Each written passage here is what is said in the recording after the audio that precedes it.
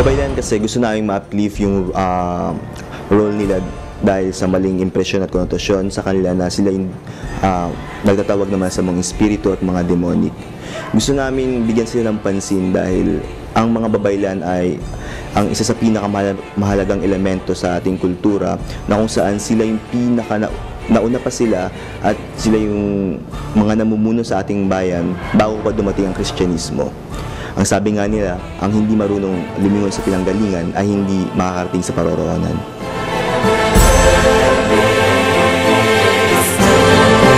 Yung mga hardships na na-experience namin during the making of the docu, unang-una ay yung takot na dun sa place na pupuntahan namin at dun sa takot na dala ng topic namin. Kasi natatakot kami dahil maraming sabi-sabi dun sa mga mambabarang, sumali pa yung mga kulam, then yung mga takot na baka hindi kami makauwi ng kompleto, kung gano'n. Then yung pangalawa yung sa availability ng mga interviewees namin, kasi first time namin gagawin, then malayo kami sa comfort zone namin. Natatakot kami na baka umuwi kami ng walang dalang material.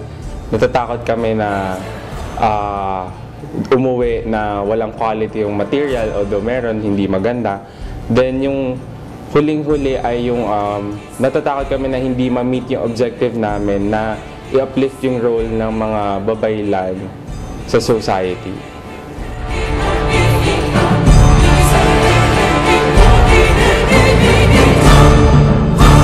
It's a yes. Yes na tapos na rin ang lahat.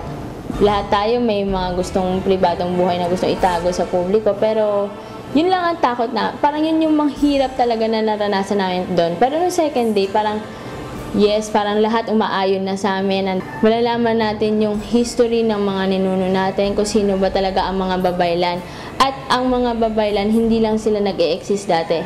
Hanggang ngayon nag-e-exist nila, although in a different role, pero at least dala pa rin nila yung kultura ng dating mga babaylan, ng dati nating mga ninuno, which are known as manggagamot. Iniimbitahan namin kayo na panoorin itong documentary namin pinamagatang babaylan. Paniguradong hindi nyo lang to basta panonoorin, kundi ikapupulutan nyo pa ng aral. Yeah. Go Stigma! Go! Go Stigma! Watch out!